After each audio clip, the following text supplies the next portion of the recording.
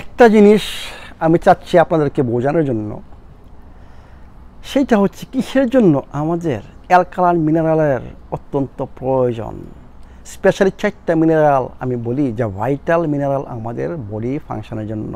সেটা হচ্ছে sodium, potassium, calcium, magnesium. এই 4টা অত্যন্ত ভাইটাল। আরও অনেক জিনিস রয়ে গেছে ট্রেস মিনারেলস যেগুলো অত্যন্ত important, zinc, selenium, copper, manganese বুঝছেন, অনেক কিছু রয়ে গেছে, আয়রন বুঝছেন। তা আমি এই 4টাকে বলবো অ্যালকালাইন মিনারেলস, বুঝছেন, অত্যন্ত ইম্পর্টেন্ট। দেখুন, খাবারটাকে যদি আমি কেমিক্যালি মানে অ্যানালাইজ করি, আমি 4টা উপাদান পাবো, মানে 4 এলিমেন্টস খাবারের মধ্যে। কি? Oxygen O, nitrogen N, carbon C, hydrogen H, মানে HCNO। এই 4টা এলিমেন্ট দিয়ে সব খাবার তৈরি হয়। কিন্তু Nটা আবার মানে শর্করা জাতীয় খাবারের মধ্যে নাই বা ফ্যাটের মধ্যে নাই। Nটা রয়ে গেছে আপনার প্রোটিনের মধ্যে। সোজা কথা, আমরা যে ফ্যাট খাচ্ছি, কার্বোহাইড্রেট খাচ্ছি, প্রোটিন খাচ্ছি, এই সব খাবার এই 4টা কম্পোনেন্টের এলিমেন্টের মাধ্যমে তৈরি হয়, মানে CHON। এর সাথে কি এই যে ইনঅর্গানিক বিভিন্ন ধরনের মিনারেলস হচ্ছেন যোগ হয়, বুঝছেন। খাবারটার মানে কি এই 4টা এলিমেন্ট এবং অনেক ইনঅর্গানিক বিভিন্ন ধরনের ইনঅর্গানিক মিনারেলস এর মাধ্যমে খাবারটা তৈরি হয়।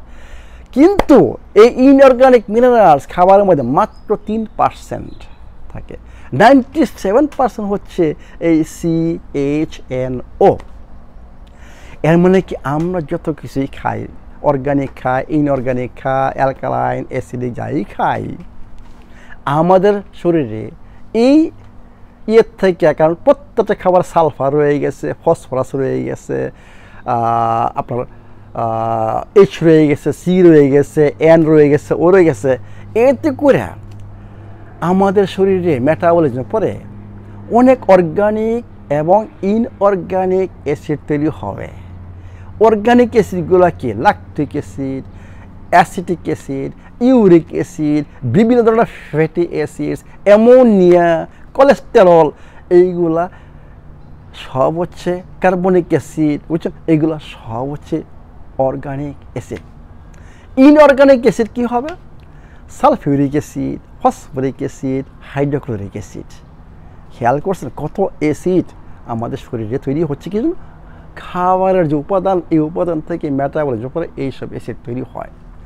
এখন আপনি চিন্তা করেন, আপনি যদি এই অ্যাসিডগুলোকে নিউট্রালাইজ না করতে পারেন, তাহলে আমাদের কোনো একটা অর্গান কি থাকবে? আপনি জানেন কি মানে শক্তিশালী acid, hydrochloric acid, sulphuric acid, phosphoric acid, আপনি ট্রাই করেন এইসব অ্যাসিড আপনার হাতে রাখা, দেখেন হাত পুড়ে গেছে। তো এর মানে কি আমাদের মানে বিভিন্ন অর্গানে যদি এই অ্যাসিড জমে, আমাদের অর্গান কি একটা থাকবে? সব পুড়ে যাবে, জ্বলে যাবে সব কিছু। কিন্তু তা তো হচ্ছে না। কারণটা কি? কারণটা হচ্ছে বডি, আমাদের বডি এত স্মার্ট, সে তৈরি করে এগুলা নিউট্রালাইজ করার জন্য। নিউট্রালাইজ করা মানে নিউট্রাল সল্ট তৈরি করার জন্য, বুঝছেন। আমাদের বডির মধ্যেই মেকানিজম একটা রয়ে গেছে, এটাকে বলে অ্যাসিড বাফারিং। অ্যাসিড এরকম বাফারিং সিস্টেম, সোজা কথা। মানে আপনার এই অ্যাসিডকে আগে নিউট্রালাইজ করতে হবে, উইক অ্যাসিড হিসাবে তৈরি করতে হবে, যাতে শরীর থেকে এটা বের হয়ে যায়। কার্বনিক অ্যাসিড কী হবে? কার্বন ডাইঅক্সাইড মানে ব্রিথ আউটের মাধ্যমে এগুলা বের হয়ে যাবে। বাকি acid, sulphuric acid, hydrochloric acid, phosphoric acid, এগুলো কী হবে? নিউট্রালাইজ হয়ে প্রেসারের মাধ্যমে এগুলো বের হবে, মানে নিউট্রাল সল্ট হিসাবে বের হয়ে যাবে।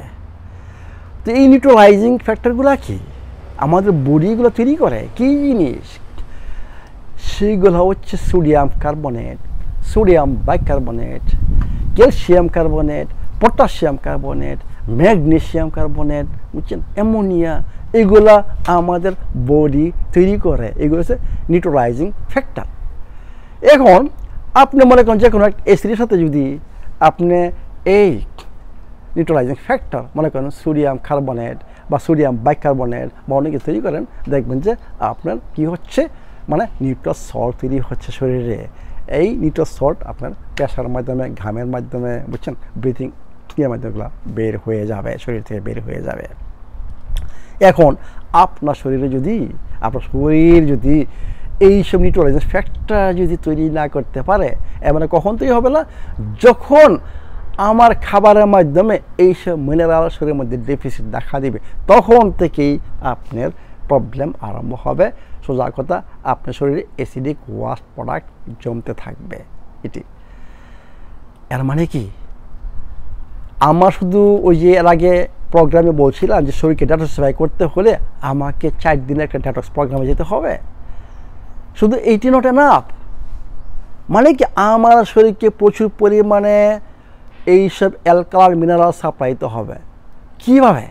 এইটা একমাত্র সম্ভব অ্যালকালাইন ওয়াটারের মাধ্যমে এবং অ্যালকালাইন ফুডের মাধ্যমে। যেই সব খাবারে আপনার রয়ে গেছে এইসব মিনারেলস, কোন খাবারে এইসব মিনারেলস রয়ে গেছে, এইগুলোকে আমি বলি অ্যালকালাইন ফুড। সেইগুলো সমস্ত ভেজিটেবলস,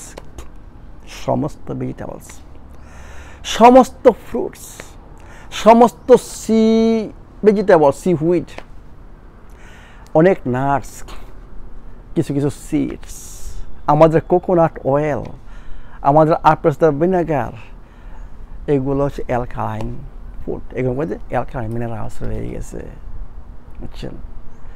তো এই জন্য আমি বলি যে আমার শরীরে আমাকে প্রচুর পরিমাণে এই অ্যালকালাইন মিনারেলগুলো সাপ্লাই দিতে হবে যদি আমি আমার বডিকে রোগমুক্ত রাখতে চাই। কারণ আমার বডির পিএইচ যদি সুস্থ না হয়, মানে 7.38 থেকে 7.42 যদি না থাকে, আমি অসুস্থ হব। এই জন্য আমি বলি যে আপনাদেরকে দুটো জিনিসের প্রতি নজর দিতে হবে। অ্যাসিডিক ওয়াশ পরে যে জমে আসছে সেগুলো বের করতে হবে। অ্যাট দ্য সেম টাইম আপনাদেরকে প্রচুর পরিমাণে এই অ্যালকালাইন মিনারেল সাপ্লাই দিতে হবে, তাহলেই আপনারা সুস্থ হবেন। এটি অন্য কোনো পথ নাই সুস্থ হওয়ার। আপনার বডি পিএইচ যদি আপনি হেলথি পিএইচ না আনতে না পারেন, তাহলে আপনি সুস্থ হবেন না। তা আমি মনে করি আপনাদের এই জিনিসগুলা একটু নজর দেওয়া উচিত আমার বডিকে সুস্থ করতে হলে। ভালো থাকুন, সুস্থ থাকুন।